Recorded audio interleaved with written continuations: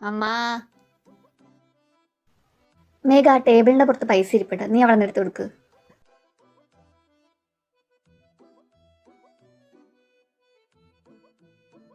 ജനമ്മ, ഇവിടുത്തെ പിച്ചക്കാരനാ. പിച്ചക്കാരനാ? പിച്ചക്കാരൻ നിന്റെ കെട്ടിയോ? പറവല്ലേ, അതെനിക്ക് തരൂ. അല്ലടാവേ, ഇതാര്? നീ എന്താടാ ഒരു മുന്നറിയിപ്പില്ലാതെ? അതിന്റെ സർജറിയുടെ തിരക്കൊക്കെ കഴിഞ്ഞപ്പോ ഞാനിങ്ങി പോന്നു. പിന്നെ ഓപ്പറേഷൻ തിയേറ്ററിൽ ഫയലും പിടിച്ച് നോക്കി നിൽക്കുന്നതല്ലേ സർജറി? ഇതെന്റെ പ്രാക്ടീസ് പീരീഡാ. ഞാനും എന്തെങ്കിലും ബ്ലേഡ് എടുക്കും. അന്ന് ഹോസ്പിറ്റലും പൂട്ടും. ദേ, ഇവരെ എനിക്ക് പിടിക്കുന്നില്ലാട്ടാ. എന്റെ ലക്ഷ്യം, നിനക്ക് വേറെ ഒരു ജോലി ഇല്ലാതിരിക്കുവാണോടി? വന്ന കേറി ഉടനെ അവനോട് വെറുതെ പ്രശ്നം ഉണ്ടാക്കാൻ. എടി കുണു, ചേട്ടൻ ഒരു ഗ്ലാസ് സംഭാരം എടുത്തോണ്ട് മുറിയിലോട്ട് വാ, കുറെ പറയാനുണ്ട്.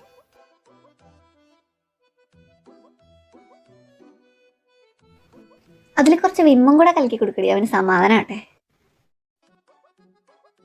ദിദി എവിടെയമ്മ? മനു വന്നിട്ടുണ്ട്. ദിദി മേഘ അവന്റെ മുറിയിലുണ്ട്. അതിന് എന്നെ നോക്കി പേടിപ്പിക്കുന്നില്ല. നീ ചെന്ന മേഘയോടെ എന്റെ റൂമിലോട്ട് വരാൻ പറ.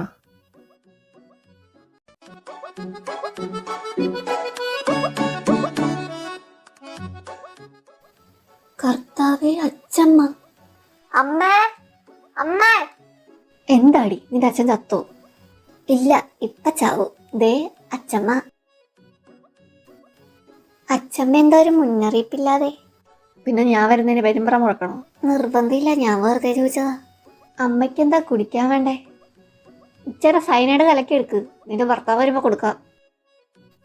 ഞാൻ അപ്പോഴേ പറഞ്ഞില്ലേ അമ്മയുടെ കെട്ടിயான കാര്യത്തിൽ തീരുമാനമായിന്ന്. ജാനി, അച്ഛൻ വന്നു തോന്നുന്നു. അമ്മ എപ്പോഴാ വന്നേ? ഞാൻ വന്നിട്ട് കൊല്ലം കുറെ ആയി. ജാനി, നീ അമ്മയ്ക്ക് എന്തെങ്കിലും കുടിക്കാൻ കൊടുക്ക്. സൽക്കരിക്കലൊക്കെ തൽക്കാലം അവിടെ നിൽക്കട്ടെ.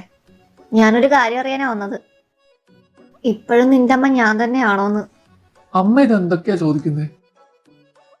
അങ്ങനെ ഞാൻ നിന്റെ അമ്മയായിരുന്നെങ്കിൽ നിന്റെ മകന്റെ കല്യാണം കഴിഞ്ഞ കാര്യം ഞാൻ വേറെ ആരെങ്കിലും പറഞ്ഞാണോ അറിയേണ്ടിയിരുന്നത്?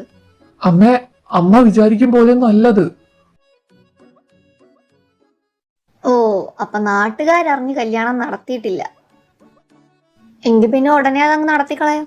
അമ്മ എന്ത് വിവരയില്ലായ്മ ഈ പറയുന്നേ? വിവരയില്ലാതെ തന്തയ്ക്ക്. അച്ഛമ്മേ, ദാറ്റ്സ് യുവർ ഹസ്ബൻഡ്. ഉണ്ടായിരിക്കോ? 2 വിവാഹത്തിനുള്ള മുഹൂർത്തവും ഞാൻ കുറിക്കും. ആ ഡേറ്റിന് കല്യാണം നടക്കും. ജാനകി, എന്താ അമ്മേ? നിന്റെ വിവരമില്ലാത്ത കെട്ടിനെ പറഞ്ഞ് മനസ്സിലാക്കടി. ലച്ചമ്മേ, അച്ഛമ്മ ഇപ്പൊ പറഞ്ഞത് ദ്വിവചനാണോ ഏകവചനാണോ? എന്തോന്ന് വെച്ചാ തെളിച്ച് പറവച്ചേ. അല്ല, 2 വിവാഹത്തിനുള്ള മുഹൂർത്തം കുറിക്കുന്ന കാര്യമല്ലേ പറഞ്ഞത്? അത് നേരാണല്ലോ.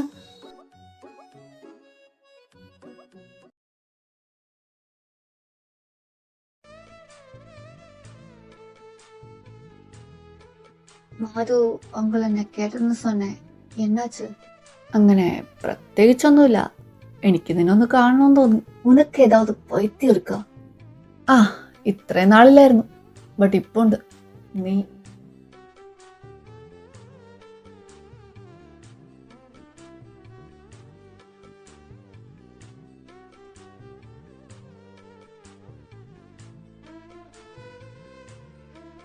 മേഘ, നീ എന്തിനാ കരയുന്നേ? ഞാൻ കരഞ്ഞില്ല. കണ്ണി നോക്കിയ വെള്ളം വരും. ഓ, sorry madam, it's my mistake. കള്ളം പറയുമ്പോ അത് കണ്ണി നോക്കിയാ പറയുന്നതെന്ന് ഓർക്കുകയും കൂടെ വേണമായിരുന്നു. എനിക്ക് കീഴെ നിറയെ വേല ഇருக்கு.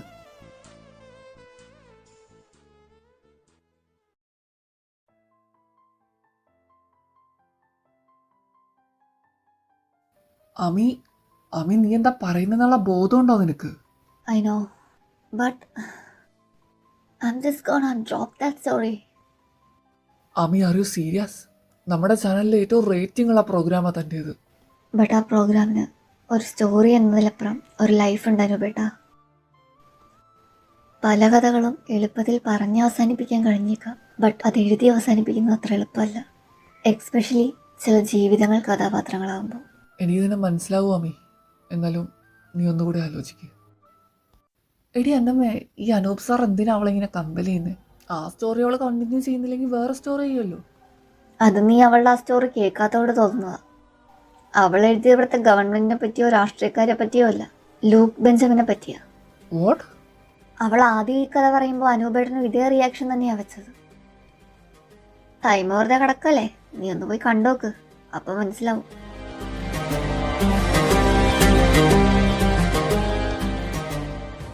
വടക്കൻ യൂറോപ്പിന്റെ താഴ്വാരകളിൽ ശൈത്യകാലത്ത് മഞ്ഞ് മൂടിയും വസന്തകാലത്ത് പൂക്കൾ പൊഴിച്ചും ഒറ്റ നോട്ടത്തിൽ ഫ്രാൻഹട്ടൻ എന്നോ ലണ്ടൻ എന്നോ തോന്നിപ്പോകും വിധം അച്ചടക്കത്തിൽ പണി കഴിപ്പിച്ച കെട്ടിടങ്ങളുടെ മൂടിയോടെ സിറീസിയൻ എന്നൊരു നഗരം നിലനിന്നിരുന്നു. എന്നാൽ രണ്ടാം ലോക യുദ്ധാനന്തരം സിറീസിയൻ ജനത അതിഭീകരമായ ദാരിദ്ര്യത്തെയും പട്ടിണിയെയും നേരിട്ടു. ഇതിനിടയിൽ അധികാരത്തിനായുള്ള ഭരണാധികാരികളുടെ പോരാട്ടം ജനങ്ങളെ കൂടുതൽ വലച്ചു. ഈ സമയം അതീവ സമ്പന്നനായ ബെഞ്ചമിൻ ലൂക്കസ് സിറീസിയുടെ അധികാരം പിടിച്ചെടുക്കുകയും നഗരത്തെ അധീനതയിലാക്കുകയും ചെയ്തു. അങ്ങനെ ആ നഗരം വീണ്ടും ജീവന്റെ തുടിപ്പറിഞ്ഞു തുടങ്ങി. ആ സമയം അവിടത്തെ വിജ്ഞാനസമ്പന്നരായ സമൂഹത്തിന് ഒരേ ഒരു ആവശ്യമേ ഉണ്ടായിരുന്നുള്ളൂ: ഇരുട്ടുമൂടിയ കഴിഞ്ഞ കാലം ഇനി ആവർത്തിക്കരുത്. അതുകൊണ്ട് ഒരു ഭരണ കൈമാറ്റ നിയമവ്യവസ്ഥ വേണം. ഇതിനായി അവർ തിരഞ്ഞെടുത്തത് പരമ്പരാഗതമായി സിറീസിയൻ ജനത വിശ്വസിച്ചു വരുന്ന ചില സങ്കല്പങ്ങളെയായിരുന്നു. രാജവാഴ്ച കാലം മുതൽക്കേ വിശ്വസിച്ചു വന്നിരുന്ന പിന്തുടർച്ചാ അവകാശത്തിൽ അവർ മാറ്റം വരുത്തിയില്ല. എന്നാൽ അതിൽ ചില കൂട്ടിച്ചേർക്കലുകൾ നടത്തി. അധികാരിയായിരിക്കുന്ന ഒരാൾക്ക് 50 വയസ്സ് വരെ മാത്രമേ അയാളുടെ അധികാരം നിലനിർത്താൻ അർഹതയുള്ളൂ. അതിനുശേഷം അടുത്ത തലമുറകളിലേക്ക് അധികാരം കൈമാറ്റം ചെയ്യപ്പെടും.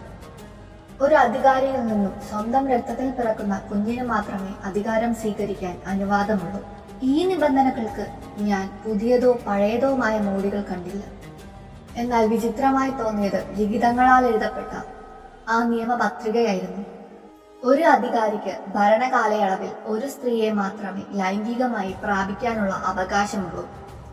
അവരിൽ ഒരു കുഞ്ഞിനെ ജന്മം കൊടുത്തു കഴിഞ്ഞാൽ പിന്നീടുള്ള ബന്ധങ്ങൾ കർശനമായി വിലക്കപ്പെട്ടിരിക്കുന്നു. ഇതിന് വിപരീതമായി കുഞ്ഞ് ജനിക്കുകയാണെങ്കിൽ ആ കുഞ്ഞ് ബലി നൽകപ്പെടും.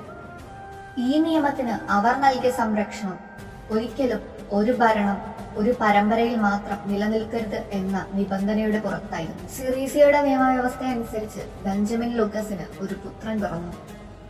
ക്രൈസ്തവ വിശ്വാസിയായ ബെഞ്ചമിൻ മിശിഹായെ സാക്ഷിയാക്കി വെളിച്ചമെന്ന അർത്ഥത്തിൽ തന്റെ മകന് പേര് നൽകി: ലൂക്ക് ബെഞ്ചമിൻ ലൂക്കസ്.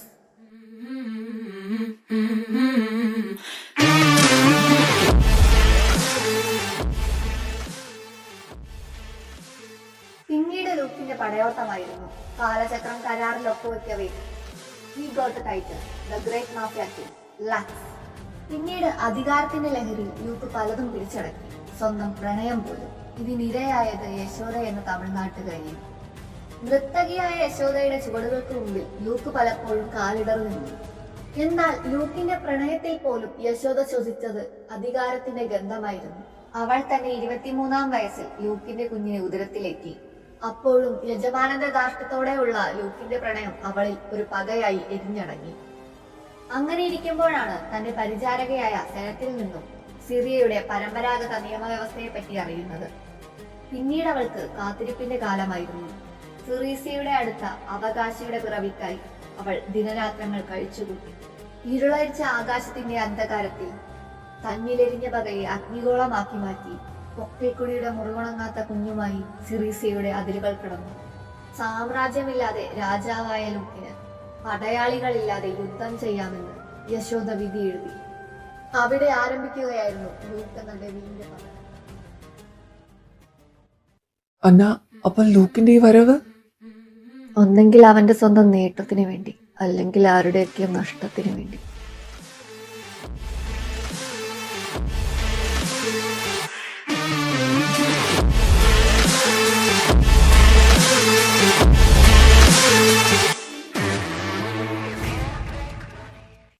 നോക്കണ്ട, ടു ബി കണ്ടിന്യൂഡ്. അത് വരത്തില്ല. ആദ്യയുടെ മെഗയുടെ കല്യാണം വിളിച്ചില്ല പറഞ്ഞ് കുറേ പേര് കംപ്ലൈൻറ്റ് പറഞ്ഞു. കംപ്ലൈൻറ്റ് പറഞ്ഞവരോടൊക്കെ പിന്നെ കംപ്ലൈൻറ്റ് പറയാത്തവരോടൊക്കെ ഒരു കാര്യം പറയാം. അടുത്ത ആഴ്ച മേഘയുടെയും ആദിയുടെയും മാധുവിൻ്റെയും ദിദിയുടെയും കല്യാണമാണ്. അപ്പം എന്നതാ കൊണ്ടുവരാനുള്ളതെന്ന് വെച്ചാൽ അതൊക്കെ ഇട്ടങ്ങ് പോകുന്നേര്. അല്ല റൈറ്ററെ, എൻ്റെ കാര്യം പറഞ്ഞില്ല. മമ്മക്ക് പെണ്ണില്ലടാ. ദോ എടുത്താവേ ആ സാധനം എടുത്തിവിടെ വെച്ചേ. അയ്യോ പറഞ്ഞ പോലെ അത് ഞാൻ തന്നെയാണല്ലോ.